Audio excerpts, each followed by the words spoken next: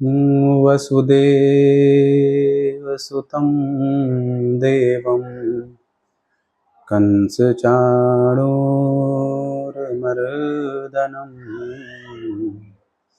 देवकी परमानन्दं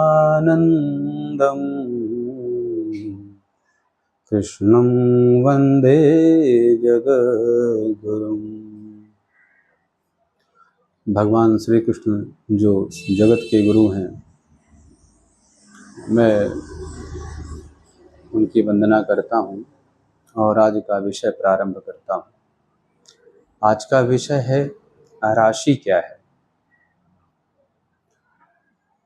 आप सबने सुना होगा कि लोग कहते हैं कि मेरी मेष राशि है, कोई कहता है मेरी कुंभ राशि है, कोई कहता है मेरी तुला राशि है।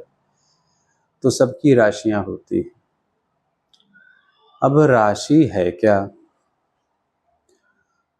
मैंने आपको इसके पहले वाली वीडियो में बताया था, ये जो हमारा ब्रह्मांड है ये पूरा का पूरा 360 अंशों का है और इस ब्रह्मांड को 12 बराबर भागों में यदि बांट दिया जाए तो प्रत्येक भाग 30 अंश का हो जाता है। और ये जो 12 भाग बनते हैं तो प्रत्येक भाव को हम राशि के नाम से जानते हैं। तो ये हो गई राशि। अब राशियां व्यक्ति को कैसे प्रभावित करती हैं? राशियां अपनी जगह पर हैं, स्थिर हैं, वो अपनी जगह पर स्थिर हैं। राशियां आकाश मंडल में एक निश्चित स्थान है जो अपनी जगह वैसी की वैसी ही बनी हुई हैं। आप मान के चलें कि ग्रहों के चलने के लिए एक रास्ता है और उस रास्ते में कुछ दूरी तक, यानी कि एक पॉइंट से दूसरे पॉइंट तक जो 30 अंश है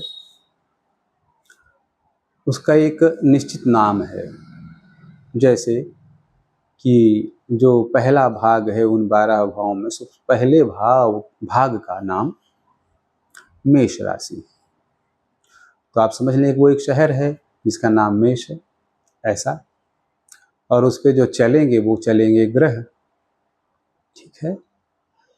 तो मेष राशि एक निश्चित स्थान हो गया 30 अंश का।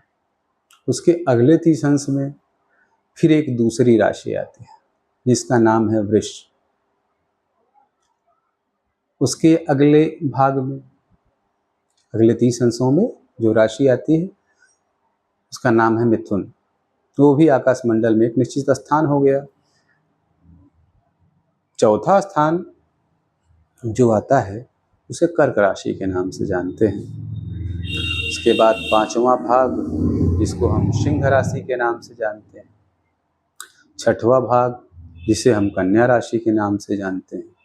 सातवां भाग जिसे हम तुला राशि के नाम से जानते हैं। आठवां भाग जिसे हम वृश्चिक राशि के नाम से जानते हैं। नौवां भाग जिसे हम धनु राशि के नाम से जानते हैं। 10वां भाग जिसे हम मकर राशि के नाम से जानते हैं। 11वां भाग जिसे हम कुंभ राशि के नाम से जानते हैं। 12वां भाग जिसे हम मीन राशि के नाम से जानते हैं और पुनः हम मेष राशि पे आ जाते हैं। यानी कि ये एक ऐसा गोला है जिस पे चलते हुए ग्रह जिस राशि से चलना प्रारंभ करते हैं उस राशि पर घूमकर आते रहते हैं और ये क्रम चलता रहता है। अब कोई ग्रह इन राशियों में भ्रमण करने में बहुत कम समय लगाता है। उसमें जो सबसे पहला ग्रह है जिस पर हम रहते हैं वो ग्रह है पृथ्वी। यानी कि वो किसी एक राशि में 2 घंटे रहता है। पृथ्वी भी घूम रही है अपनी धुरी पर भी और ब्रह्मांड में भी उस अपने परिपथ पर वो चक्कर लगा रही है। तो जब वो अपने परिपथ पर चक्कर लगाती रहती है तो वो उसी रास्ते से होकर गुजरती है जो मैंने आपको बताया कि 360 अंश का ब्रह्मांड, उसमें 12 राशियां, उसमें 27 नक्षत्र, उसमें 108 चरण, उससे होकर के ही वो गुजरती है।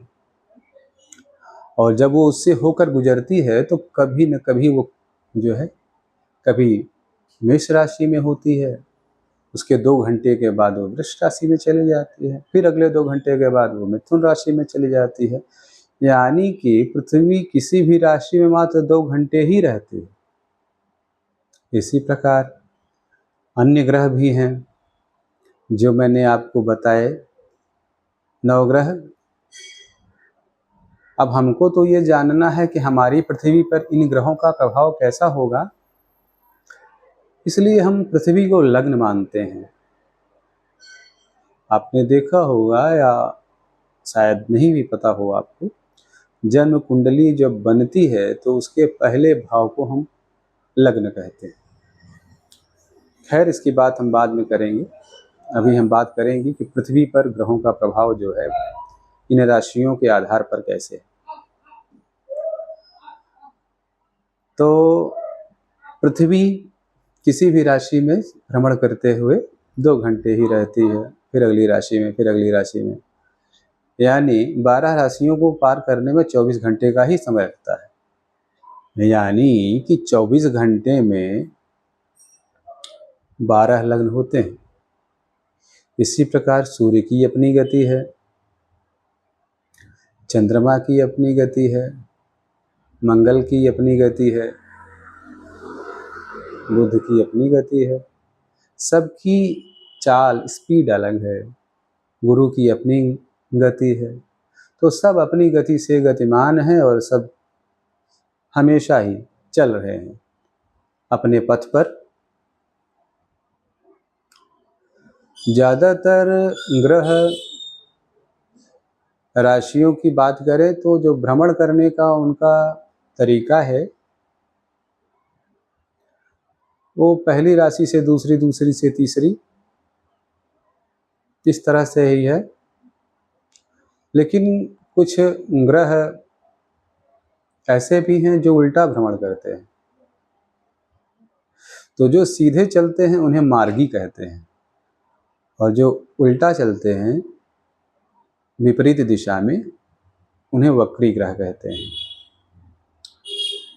तो ये हैं राशियां जिसमें जो एक स्थिर स्थान है आकाश मंडल में, और उनमें ग्रह गतिमान हैं, ग्रह चलते रहते हैं, और पृथ्वी से जैसा वो कोण बनाते हैं, क्योंकि प्रत्येक ग्रह अलग अलग स्थानों पर विचरण करते हुए रहते हैं और प्रत्येक ग्रह पृथ्वी से एक अलग कोण बनाते हैं और उसके अनुसार हमें फल मिलता है। खैर, ये सब बातें हम डिटेल में करेंगे, क्योंकि मैंने इस वीडियो में सिर्फ राशियों की बात करनी थी। तो मुझे आशा है कि आप राशियों को समझ गए होंगे। एक बार फिर भी कंक्लूड करता हूँ कि राशि आकाश मंडल में उस वृत्त पर एक निश्चित स्थान है जो मानव जीवन को प्रभावित करते हैं, जन्म कुंडली से रिलेट करते हैं, और हम अपने जीवन में क्या कर रहे हैं, क्या करेंगे, कैसा समय होगा, इन सब का समायोजन से जो बात या परिणाम निकल कर आता है वो सब कहीं न कहीं राशियों पर भी निर्भर करता है। हालांकि हम इन बातों को बाद में रिलेट करेंगे। मुझे आशा है कि आप राशि के बारे में समझ गए होंगे। तो आज के लिए इतना ही। अगले वीडियो में हम एक नए विषय के साथ मिलेंगे जो कि इस वीडियो से भी संबंध रखेगा। तो आज के लिए इतना ही। धन्यवाद।